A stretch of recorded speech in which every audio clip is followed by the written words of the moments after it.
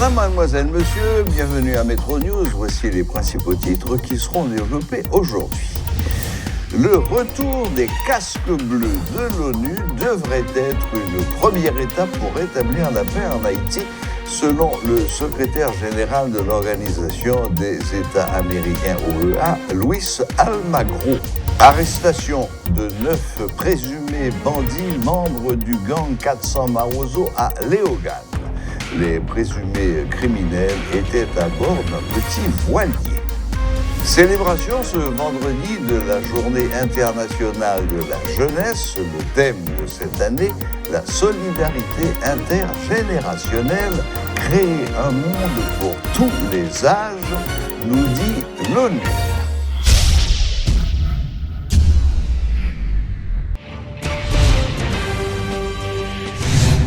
Le retour des casques bleus de l'ONU devrait être une première étape pour rétablir la paix en Haïti. C'est ce qu'a fait savoir le secrétaire général de l'Organisation des États américains OEA, Luis Almagro. Dans une interview accordée au Miami Herald, le numéro 1 de l'organisation hémisphérique a également fait savoir qu'Haïti a besoin d'une nouvelle constitution. Le ministère de l'Éducation nationale, à travers l'Office national de partenariat en éducation ONAPE, a organisé ce jeudi une journée de réflexion avec les jeunes sur la transformation de l'éducation haïtienne. Cette activité entre dans le cadre d'une série de consultations en prélude au sommet de l'éducation qui se déroulera en septembre prochain à New York. Il y a environ un mois, j'étais à Paris avec plus d'une centaine de ministres de l'Éducation au pré-sommet mondial sur l'éducation convoqué par le secrétaire général des Nations Unies, comme vient de le préciser M. Tondreau, qui se tiendra à Paris, à New York, le 19 septembre prochain, où les chefs d'État et de gouvernement seront appelés en marge de l'Assemblée générale des Nations Unies à prendre la parole pour dire au monde ce que pense leur pays au niveau de l'agenda éducatif 2030 et particulièrement au niveau des enjeux de la transformation de l'éducation qui aujourd'hui revêt des défis particuliers, non seulement suite à la COVID-19, à l'environnement extrêmement perturbant aujourd'hui concernant le changement climatique, à la grave crise d'apprentissage, d'enseignement et d'apprentissage qui sévissait bien avant la COVID-19 et aux différents enjeux économiques de l'heure. Pourquoi cette rencontre d'aujourd'hui? Nous avons tenu avec nos différents partenaires du système des Nations Unies, nos partenaires nationaux, partenaires sociaux, partenaires techniques et financiers, notre forum national la semaine dernière. Mais je pense que la jeunesse n'a pas besoin de porte-parole. Elle a besoin de donner sa parole et que sa voix soit entendue. Après, cette parole pourra être répercutée. C'est pourquoi il nous a semblé juste de vous inviter ici ce matin. Non pas parce que vous représentez de manière exhaustive les différentes voix de la jeunesse. Ceci dit, vous êtes un échantillon représentatif de ces groupes de jeunes qui vivent tant en milieu rural et urbain dans les bidonvilles en Haïti. Vous êtes présents aujourd'hui représentant 24 organisations de jeunes, institutions de jeunes. Et les institutions organisatrices de ce forum national vous donne la parole sur ces 5 thématiques très importantes. L'école en Haïti, l'éducation, puisque tout va mal, ou quand tout va mal, c'est le dernier rempart. C'est le dernier rempart, et c'est pourquoi nous disons tous l'école à Canada. Bon appétit. La foire nationale du livre et de l'artisanat aura lieu ce week-end. Plus d'une dizaine d'auteurs seront en signature lors de cette grande activité. Suivez les explications de Maître Guerby Blaise et d'Yves Roblin. C'est une foire qui va réunir beaucoup de monde et l'objectif qu'on s'est fixé, c'est que on voulait faire de la promotion et pour la culture. Parce qu'on a fini par remarquer au niveau de ce pays, il y a une crise au niveau de l'électorat. Les gens ne lisent pas. Et lorsque les jeunes m'ont approché pour que je participe à cette foire du livre et de l'artisanat, les 13 et 14 août au palais municipal, je me suis dit que je n'ai absolument aucun problème. Je dois présenter à nouveau mes 2 ouvrages parce que j'ai été déjà à Livre en Folie. Mais la seule différence, c'est que pour Livre en Folie, évidemment, on peut s'acheter en ligne. Mais pour cette fois-là, au palais municipal, c'est en présence. Les gens peuvent se déplacer pour aller et venir retirer des exemplaires. Il y aura beaucoup d'auteurs qui vont être en signature et que le public peut en profiter pour se parler, pour parler aux auteurs, aux écrivains. Il y aura aussi des produits artisanaux qui vont être exposés au cours de cette foire-là. Et j'en profite pour féliciter quand même James Val qui coordonne cette activité-là. Donc, c'est une opportunité sur le plan personnel pour moi de présenter, de faire connaître mon travail à l'occasion de cette foire nationale et aussi de découvrir d'autres auteurs aussi, parce que j'ai vu qu'il y a il y a professeur Aubin qui sera là, il y a Prosper Avril qui sera là, il y a Lionel Trouillot qui sera là.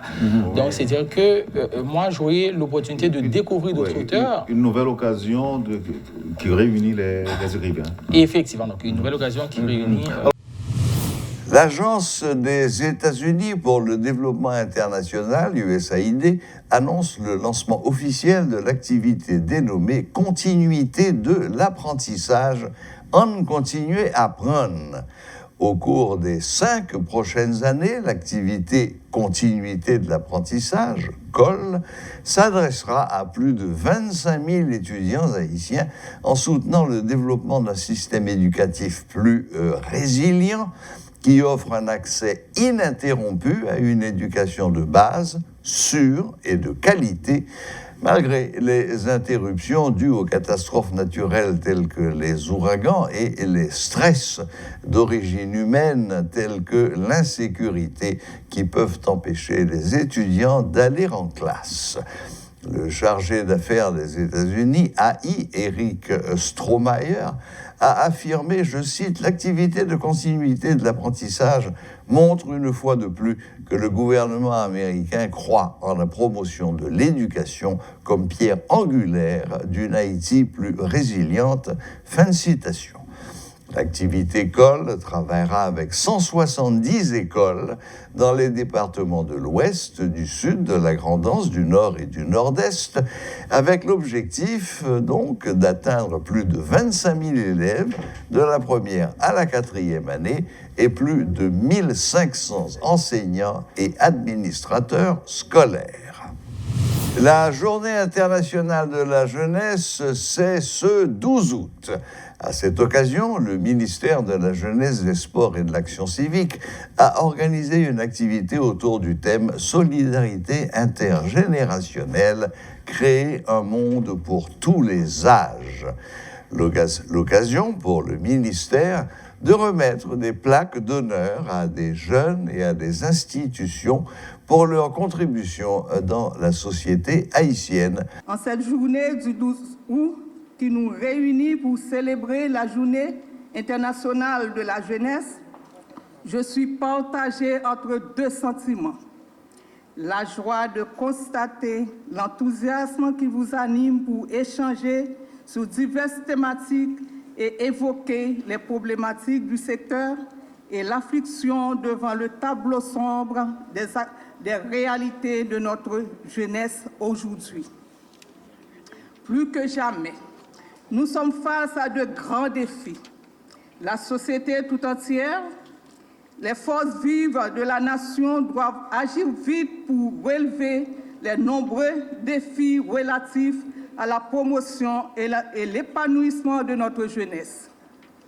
Cette année, le thème choisi pour célébrer la Journée internationale de la jeunesse illustre la nécessité pour toutes les générations de conjuguer leurs efforts, leurs énergies au bénéfice de la tranche la plus importante de la population, le garant de l'avenir.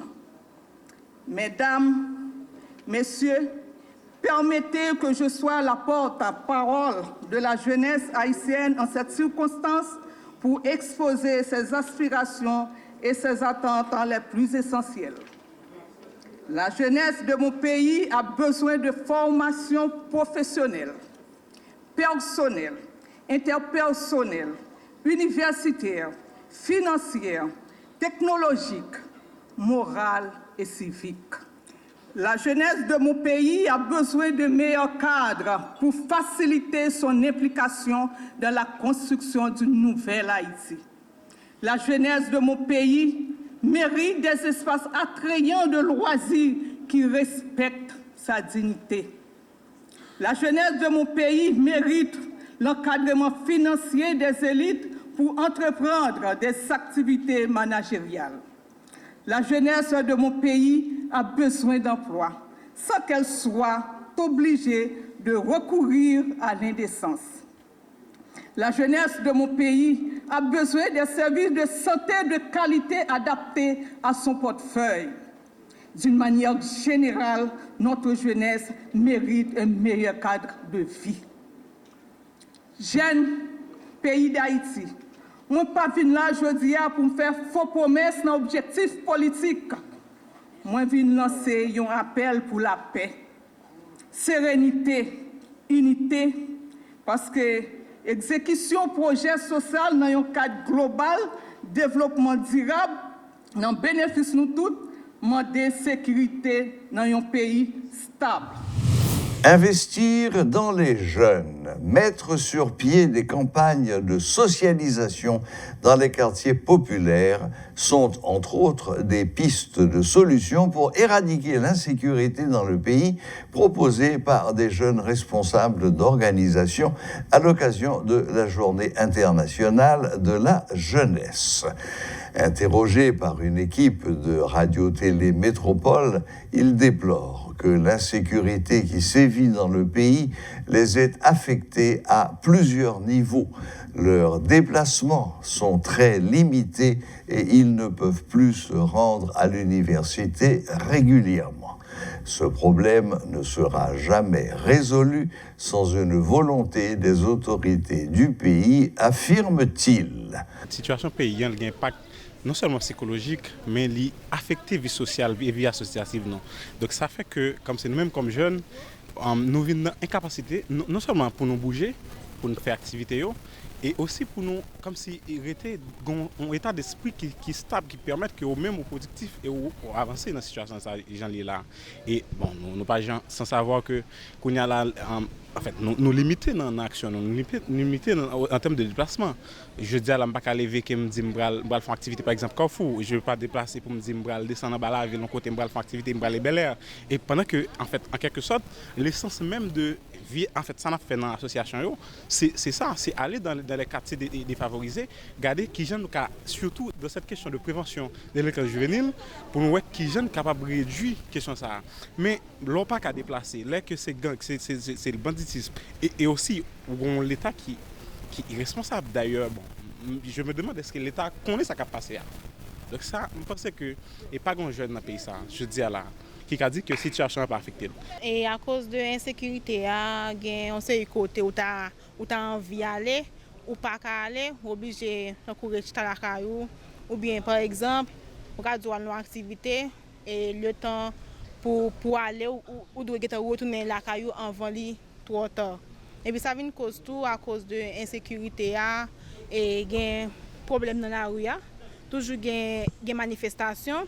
Donc ça veut dire que li facile en pile pour un monde victime pendant ou non telle zone donc et sous sorti un jour donc on rentre la caillou t'a dit c'est un gros miracle lié parce que li vraiment difficile pour fonctionner dans le pays ça. Insécurité li affecté activité nous en pile parce que premièrement nous avons activité étudiantine nous ça veut dire nous pas qu'à l'école à l'université et des activités sociales tant que ou organisation à diriger ou programmer telle activité pour telle date et ou vinn des tensions dans l'area l'autre jeune du pas qu'à venir ou même donc ça affecté nous et problème de sécurité a affecté question et stabilité sociopolitique paysan li vinn fait que ou pas qu'à postuler à l'avenir tout ça veut dire même entreprise ou pas envie mettre ou pas envie investir dans pays parce que on dit telle zone soit l'investir qu'on y a pour fond caille pour fond bagage est-ce que demain ou va arrêter dans zone ça est-ce que demain tout ti moun ça vient faire insécurité permettre ou penser l'autre gens soit parler avec des haïtiens ou pour majorité dans population haïtienne non tout envie quitter pays et quitter pays certes pour la vie chère mais insécurité a pour beaucoup en pile et n'a regardé pile investisseurs pas venir investir en Haïti raison c'est que paysan climat n'est pas adapté pour vraiment gagner investissement parce que dans ça voilà la boucle est bouclée. Merci de nous rester fidèles. Très bon week-end à toutes et à tous et à la prochaine, même heure, même chaîne.